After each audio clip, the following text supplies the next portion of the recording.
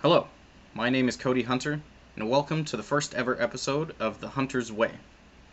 In the episode that follows and all future episodes, I will be talking about various topics, anything from politics to gaming to any other interest that maybe my viewers suggest or my friends and family suggest, or things that I'm just plain interested in. Now, let me start by saying this is not an attempt for me to tell everybody else what to think or what to feel. I do not believe that I know more than anybody else, nor do I think that my way is the one right way. But what this is an opportunity for other people to possibly hear a different side of a view, or possibly hear a different opinion. And ultimately, I hope that what follows is thought-provoking and it sparks discussion with you and your friends and family, and hopefully gets you to reevaluate some things in your day-to-day lives that maybe you had not given any thought. So, as we begin here, I want to start by saying today is June 8th, 2020. It has been exactly 2 weeks since the death of George Floyd in Minneapolis. This is not something I thought I would be seeing in my lifetime. Sure, there has been police injustice that I have heard of in the news from year to year, but I've never seen, up until now, a giant movement like the Black Lives Matter movement that has been going on right now. I have not personally been out protesting. Initially, I was scared to because of the coronavirus scare. I thought that this might spark up a second wave of the virus. I'm still kind of grappling with what I might do in the coming days as all these protests continue. But for now, this channel and this video is my outlet to let my voice be heard. So, before I get into the main topic today,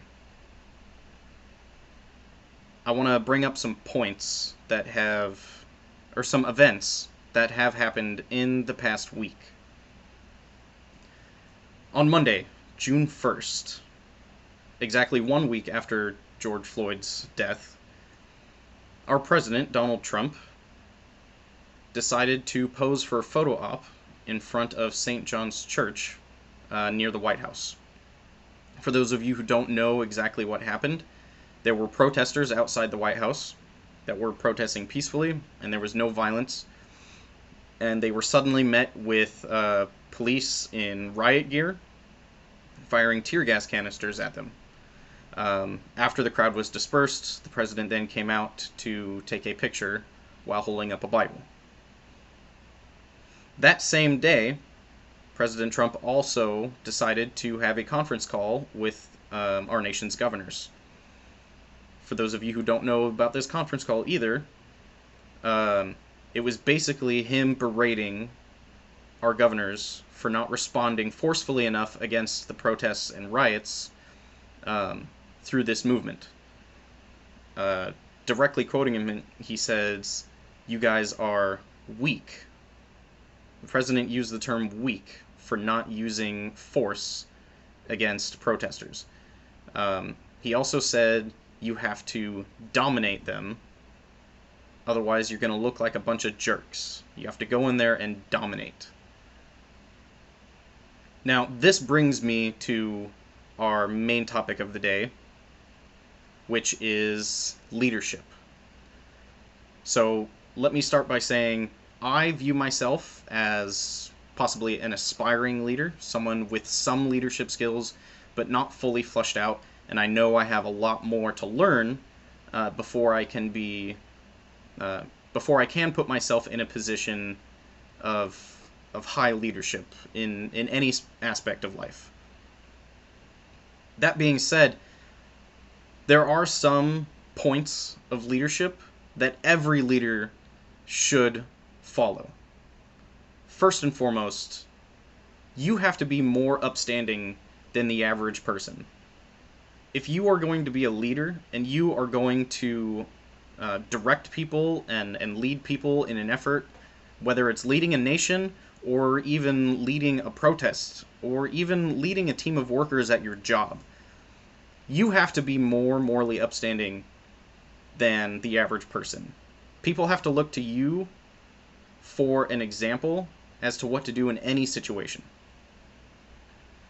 Second, you need to use compassion and understanding when dealing with any sort of conflict in the people you are leading.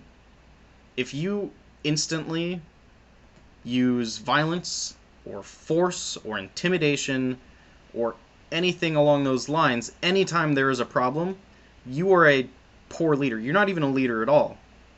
If the first thought that comes to your mind is, oh, I need to dominate these people in order to be a leader, you are doing this completely wrong. Next, you need to admit when you're wrong. No leader is perfect. No person is perfect. You're going to make mistakes in everything in your life. From beginning to end, you're going to mess up from time to time. And when that happens, you need to own up to those mistakes. You need to be able to say, hey, what I did here wasn't right.